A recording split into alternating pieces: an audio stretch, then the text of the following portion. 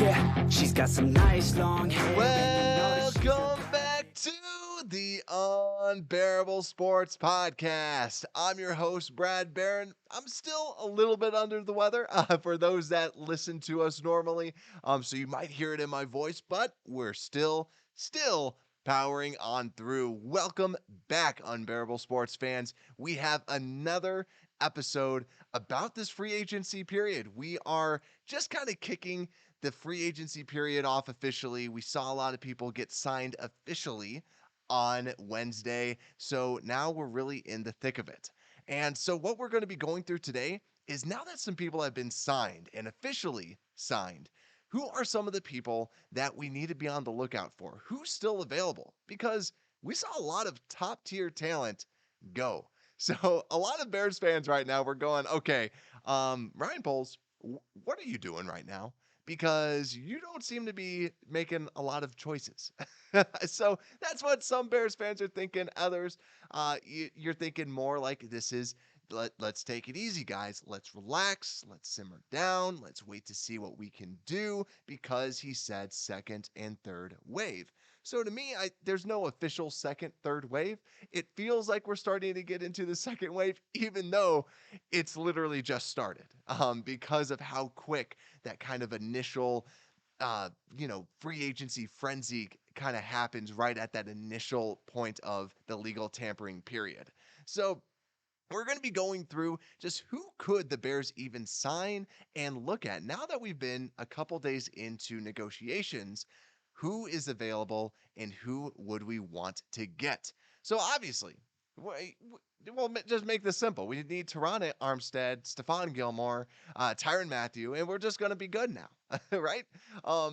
Unfortunately, like we talked about before, there's the salary cap constraints. Now, we're still at a pretty good spot. Last time I checked, it was around $30 million, but I don't know if Ogunjobi's contract was really hitting it yet. So Ogunjobi's doesn't necessarily mean that it has to be like $10 million. It's probably going to be more in the single digits, more like a 7 or an 8, just as a initial estimation, because normal salaries just go higher and higher and higher. So we will see, but we'll still have a good handful of cash sitting around, and maybe we make a couple other choices. Maybe we restructure a couple deals. We haven't done any of that, so maybe Ryan Poles is anti-restructuring, or he might end up doing some of that. Who knows? Or he could potentially cut some players like an Itachu or a Blackson, depending on who he sees out here. But we'll all stay tuned. But let's get into these free agents. Who's available and who can we potentially see getting signed? So, like as always, let's start with the offense first, because we really haven't done much. We have not done much on the offensive side of the ball, and we need somebody. Just to kind of go through some of the list. So from a quarterback position, the Bears, I know that I really was a big fan of Tyrod Taylor. He's gone. And a lot of these other, like Colt McCoy, he's gone as well. A lot of these good backup quarterbacks have already been snagged up. So what we're seeing right now is Nick Foles is becoming more and more of a sexy option as backup quarterback. As weird as that sounds, because if you cut him, you only save $3 million. And a lot of these backup quarterbacks are going for more than $3 million. So my question for you guys, would you rather keep Nick Foles? Because he's not a terrible backup quarterback to have. It's, yet again, I'm not a big fan because I want someone a little bit more mobile, but you're seeing the contracts that some of these backup quarterbacks go for. It makes it seem like, they might just say, hey, we got Nick Foles and we're going to ride with him. And you know what? Just because I said this, he's probably going to get cut or traded tomorrow, which I'd be fine with as well. So we just have to see, because Nick Foles might be the best option moving forward. Otherwise, you have some of these backup quarterbacks that you really they're kind of that younger, like a Sean Mannion, where it's like, I don't really want him to, like if he's your backup quarterback, you're like, yeah, we're going to lose. We're definitely going to lose. David Blau from the Lions, it's those guys that you're like, yeah, we got no shot. No shot at all if they are coming in. So I think that the backup quarterback, maybe we don't see anything until later on. So in the next week, probably nothing is going to happen. But moving to running backs, I'm good. I'm good. We got three good running backs we have three running backs on this roster. We're good. And maybe you just bring in some undrafted free agents. So to me, let's move to wide receivers because we're doing nothing. We have done nothing at wide receivers. We have not brought in a single person. And also the rumors about Juju Smith-Schuster, he hasn't supposedly Juju has said no one's really reached out to him, even though that people are saying that the Bears have interest. So who do you trust with the rumors like that? But also, I know a lot of Bears fans, there's a lot of criticism. We need a number one. We need a number one. But I go back to, I'll always ask, who should we get? And that's the problem. All of us, we just go, I don't know. Like, there's really not a lot of good talent in this free agency class because a lot of them got re signed beforehand. But I will say one move that I'm happy that we didn't do is I'm glad we didn't sign Christian Kirk. Why? Now, before you don't like it, Christian Kirk got a huge deal. Christian Kirk is not a number one wide receiver. DeAndre Hopkins was a number one wide receiver for the Cardinals. Christian Kirk is a good wide receiver. Don't get me wrong. But to get paid like a top tier wide receiver out there, 4 years, 72 million, 18 mil a year, that's a lot of money. That's a lot of money for a number two type of wide receiver, like just a good wide receiver. That's a lot of money. I don't want the Bears spending that type of money. So my guess is probably because they said Poles was interested, probably heard that and was like, nah, I'm good. call me when it's reasonable. Call me when it's that. So I don't mind that we didn't get Christian Kirk. But let's actually talk about the people that are actually available because there's a big rumor that's been going around right now with the Chicago Bears. Now, if you saw this, I posted this out on Twitter. If you go to the Instagram of a one Justin Fields and a one Juju Smith-Schuster. They're probably already taken down now because it's been a day because it was just a little on their stories. They all went bowling. Now, obviously, I like to bowl as well, so I get the bowling, but when you look closer, it looks like they are at the exact same bowling alley, at the exact same lane. Now, a lot of bowling alleys, the far end, it looks the same, but I kind of like did a little investigation and I'm staring at it, I'm squinting, and it does look like they're at the exact same place bowling together. So the rumors were flying around. A lot of people are like, yes, that's totally all them. So the rumor is that Juju Smith-Schuster, Davante Adams, Justin Fields, and Darnell Mooney were all bowling together. Now, that sounds like a dream wide receiver combo right there because Davante Adams has already said he doesn't want to play for the Packers if he's franchise tagged, which I get because we've talked about this. He's almost 30 years old and he wants a long-term deal. So he wants to get paid like the number one wide receiver and get all that money right now, not just get 20 million because if he signs that deal, people are going to see him going to free agency as a 30-year-old wide receiver and go, I'll give you 18 million. I'll give you 20 million. I won't give you the 25 that you deserved last year. I'll get you the lower amount. So maybe he doesn't want to play. Maybe he holds out. Maybe he gets traded. That's just stuff that we got to monitor because hopefully there's just more destruction in the Packers because that's something we can all agree on.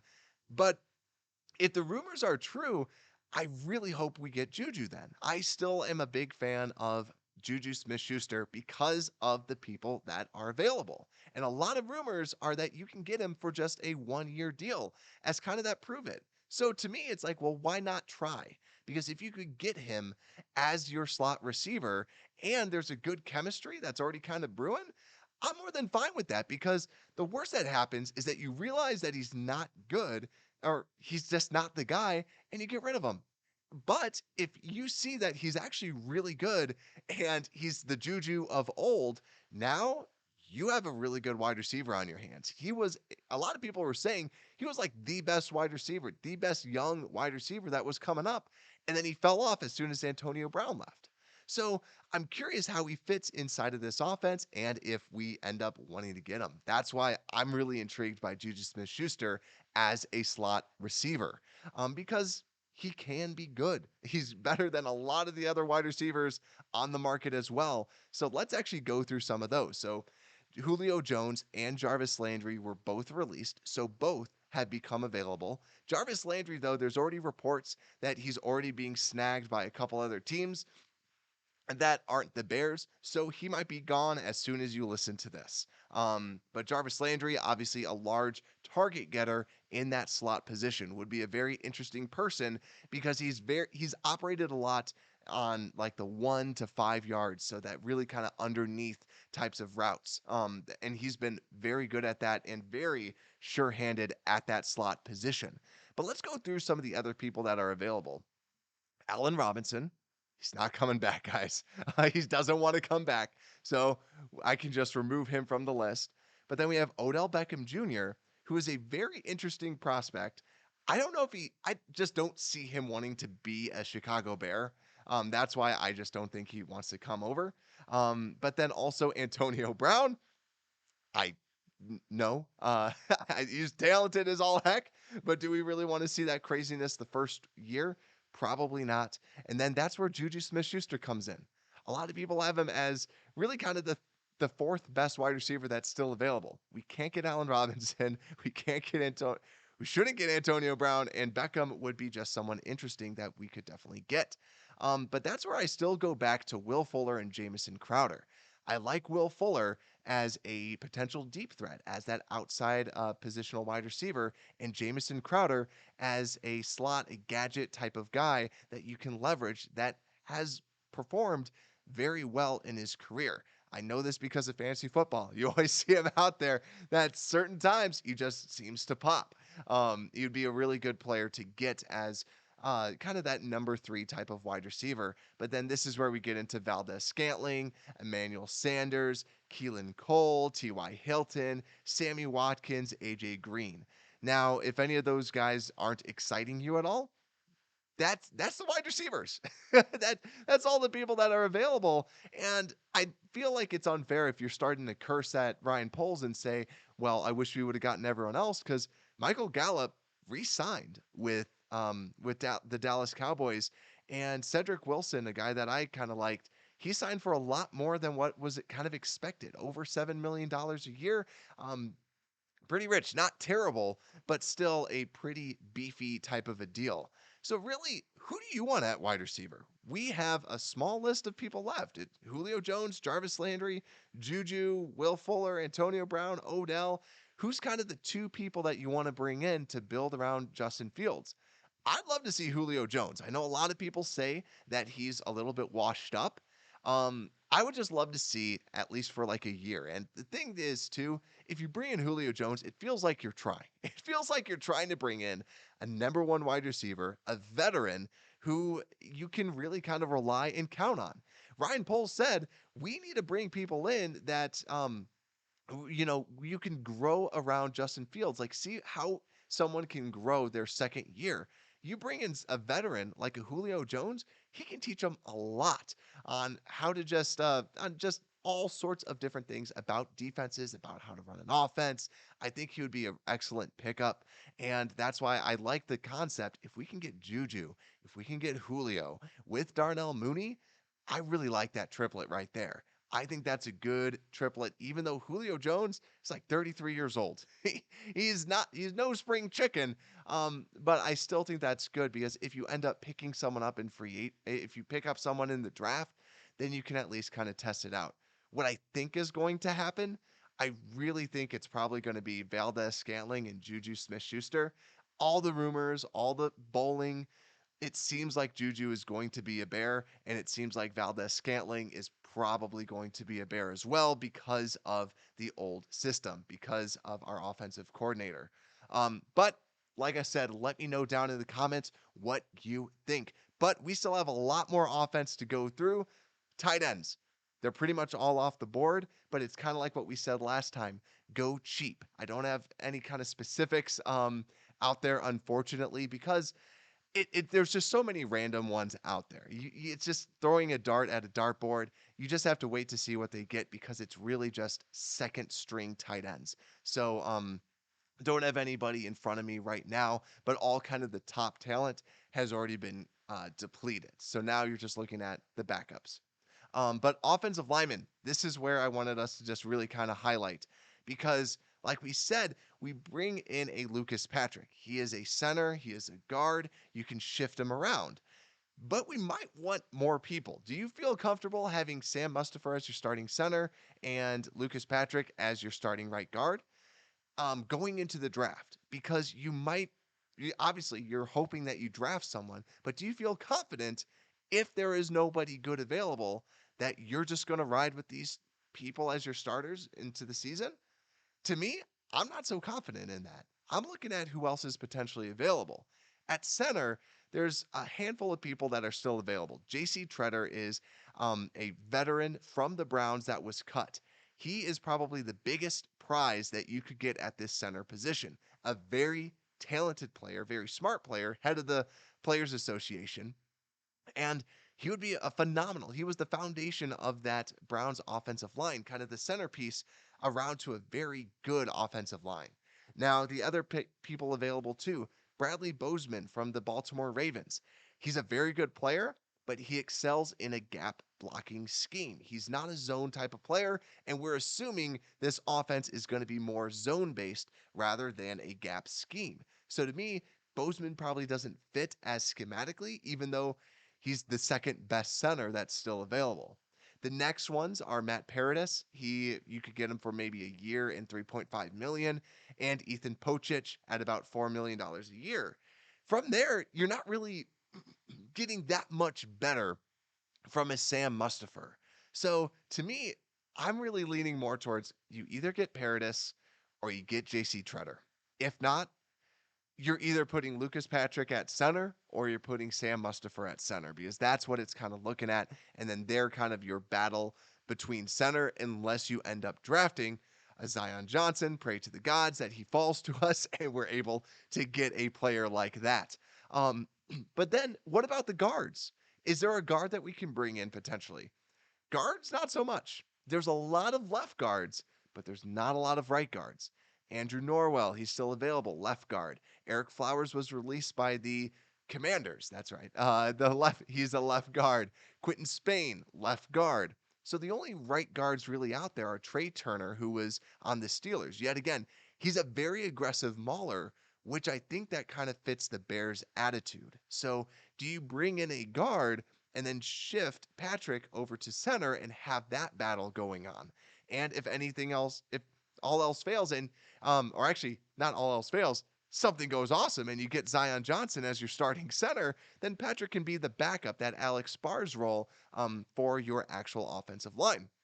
But also, Daryl Williams is someone to be on the lookout for too. He's a very good right tackle and right guard. He shows that positional versatility depending on where you need him to play. So he can start at right tackle, be good for you, or wherever you need him. So that's someone that I kind of hope that they get, because it's similar. You got the positional versatility so that no matter where the draft goes, you can kind of shift people around. So what Ryan Poles has said, you can get the best starting five out there at once.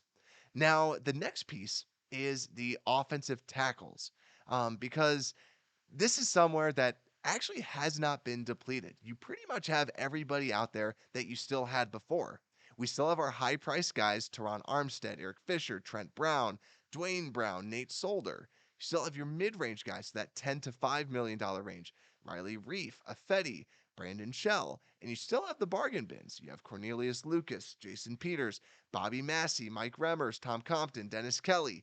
So you still have pretty much all the tackles still available to you. Are one of those people a potential guard that you shift inside? Or are you getting a tackle and now you start shifting, maybe Larry Borum shifts to right guard, and then you maybe shift over Tevin Jenkins over to the right tackle spot if you bring in a left tackle like a Teron Armstead, or you bring in like an Eric Fisher potentially as well. That's where I think that this tackle spot is going to be the interesting place, because not a lot of them have gone off the board. So what's probably happening? They're probably asking for big money. They're not getting big money, so their price tag is probably coming down. This is what Ryan Poles has talked about. I could see him picking up one of these tackles maybe in the next couple days because as their price starts to go down, I think Poles is very calculated and he's going to pounce on some of these people. If he doesn't, I'm going to be crushed, and my hopes and dreams are just going to get crushed more and more and more. but but I do think that that's something that we could get from this offensive line group. But a couple other peoples that just to be on the lookout for: Billy Turner from the Packers and Brian Bulaga, who's a former Packer. Both of them got released. Both are usually right tackles. Brian Bulaga has been very good, but he's always been injured. He's been injured basically for the past 2 years. When he's healthy, he's good. He's older, so honestly, I would be curious if he just retires. But you still have that Packer connection, so that's why I'm curious if they would be interested in bringing them in. Billy Turner has been a very average type of a right tackle. So maybe you bring him in as well. But that's where we want to see. Are we just going for average out here, or are we trying to take it to the next level? But just some people to be on the lookout for. Who do you think that we should bring in to retool this offensive line? We have one guy so far, but how many more people? How many people should we bring in? Because I'm liking Daryl Williams, or maybe even a Trey Turner could potentially come in. J.C. Treader would be unbelievable. And also just at the tackle spots, obviously a Teron Armstead. If you can get a cost-controlled Eric Fisher, that would just be next level. But we have to wait. We have to see what we do on the offensive side of the ball. But I want to shift over to this defense because we've already made an acquisition. We had the big name Ogunjobi come in. So I just want to look at the interior defensive line. Is there anyone else that we could really be looking at? But a lot of the main talent, yet again, or some of it, was taken away. We still have Akeem Hicks out there, Calais Campbell, Linval Joseph, Sheldon Richardson, Mo Hurst, Derek Nottie, Quentin Jefferson, and recently released Matt Ioannidis from the Washington Commanders. Ioannidis is someone that, yet again, I don't think he gets enough credit for how amazing he's been at this interior spot. If we can get him, you're talking about just a freak interior line that we would have out there. That's what the Indianapolis Colts had with DeForest Buckner. There was a huge emphasis on the interior players, and you really saw that. It was just next level. I remember whenever we played against them, you saw DeForest Buckner just absolutely wreck us. So I would love to see a pairing of Ogunjobi and Ioannidis on the interior. But I think, too, when I'm looking at this, who are some of the people? I think a Sheldon Richardson could potentially fit. Mo Hurst doesn't fit as much because he is more of that pure type of three tech. But even just like a Linval Joseph, a Derek Nottie, a Quentin Jefferson, those bigger run stuffers we can then get because we have our guy at Ogunjobi, who is more the quick three tech pass rusher. But let's also move over to this defensive side of the ball. So from the defensive area, the edges, a lot of the edges are gone. A lot of the top tier edges are gone. So this is really where we're seeing how much do we love Travis Gibson? Because if we see a deal in the next couple days, I think it shows that, hey, we like Travis Gibson, but we don't love him. If we don't see a deal, I think it's, hey, we really like what we see out of Travis Gibson, and he's going to be the starter because the only people left are really Jadeveon Clowney, Melvin Ingram, Justin Houston, Jerry Hughes, Derek Barnett, and Trey Flowers, who was recently released by the Lions. I would be interested to see if Justin Houston comes in. You should be able to get him at a halfway decent deal. He's kind of that pass rusher, and I think he gives you enough so that Travis Gibson can keep on playing, but you can have this veteran leader that can still come in and give you good minutes. So you got like the three good rotation. But that's really what I'm looking at that edge spot. Jadeveon Clowney, he always ends up going later for, 15 million a year. That's just always what ends up happening for him. But let's go back to these. Let's actually keep on kicking it back. So linebackers, interior guys out there. We already got one guy so far on our team. Who else can we bring in? All the big price ones are already gone. So Bobby Wagner is still the last high priced guy. Doesn't seem likely that we would get him, but I want to just point attention. There's more and more becoming available. Kaiser White, I still absolutely love him. I think he's a bargain of a deal, so I would love to go after him. But also, we're seeing Nick Kwiatkowski. We're seeing Joe Schobert. Both of them got released. It would be a very interesting idea to bring some of those kind of run stuffer tacklers in as well. Think about a Josh Bynes, a KJ Wright. Those guys can all kind of stop the run. But just going through the full list, you have Dante Hightower, Anthony Barr, Leighton Vander Esch, Alexander Johnson, Kaiser White, Kwiatkowski, Schobert, Anthony Walker, Anthony Hitchens. Actually, I think one of those is gone. KJ Wright, Josh Bynes, and Jayon Brown, and Rashaan Evans.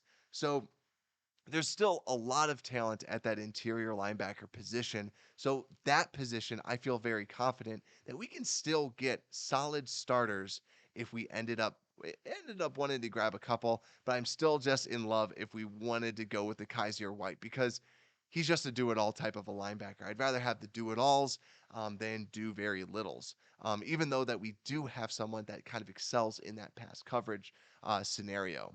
But let's get to the secondary because that's probably the most crucial. The corners have been depleted, but not fully depleted. Our high-priced ones are still Stephon Gilmore and Dante Jackson. Mid-range, so 10-5. Steven Nelson, Rasul Douglas, Mike Hughes, Casey Hayward, Patrick Peterson, Kyle Fuller. And our bargains are Bryce Callahan, Alford, Joe Hayden, Chris Harris, Eli Apple, Akella Witherspoon, Xavier Rhodes, Jason Verrett, and K'Wan Williams. This, to me, it doesn't scare me. We saw a lot of the top talent go, but we still have people like a Casey Hayward, a Dante Jackson, Stephon Gilmore, even Rasul Douglas is probably going back with the Packers. But you still have some of that good talent. Xavier Rhodes is also another person that seems to be in our back pocket that we could always bring out and potentially bring in. But then there's still talent at that slot corner position. We saw King get taken up. He was someone that I really liked that I wanted the Bears to get at that slot corner. But looking at K'Wan Williams, Bryce Callahan, both of those players can be cheap, affordable players at that slot corner position that give you instant upgrades, pay instant dividends as soon as you bring them in. So lots of people out there from the cornerback position still, but going to the safety spot, this is where I get a little bit more nervous because this has been fairly depleted. The people left are safe, the high-priced Tyrann Mathieu, mid-range, Jabril Peppers, Deshaun Elliott, Terrell Edmonds, and Jaron Kearse. Bargain is Ronnie Harrison, Kareem Jackson, Anthony Harris, Jaquiski Tart, Daron Harmon, Rodney McLeod, and DeAndre Houston Carson. A new person that has entered is Andrew Sendejo, or a new person just to be on the lookout for is Andrew Sendejo. He was a starter, or he was a safety for the Indianapolis Colts. He was forced into a starting role because of some injuries. He played very well for them, and he's been a solid contributor. To me, I'm looking at Anthony Harris and a Sendejo as someone that you could potentially bring in, and they can start for you, and that is kind of a cost-controlled person. Obviously, Tyrann Mathieu, I brought this up. I don't think he's a perfect scheme fit, but he's so talented, he's going to be good no matter where he goes. So, in my mind, I'm looking at Anthony Harris as a good option to bring in, Sendejo as like a backup option, but Tyrann Mathieu would just be amazing to play with Eddie Jackson because it sounds like they both want to play together. So that does it for this free agent list. Lots of great talent. So many different people. This list is probably going to change as soon as I push this out. There's probably already some updates, but thank you so much. Make sure to like, make sure to subscribe, and Unbearable Sports Podcast, we're out.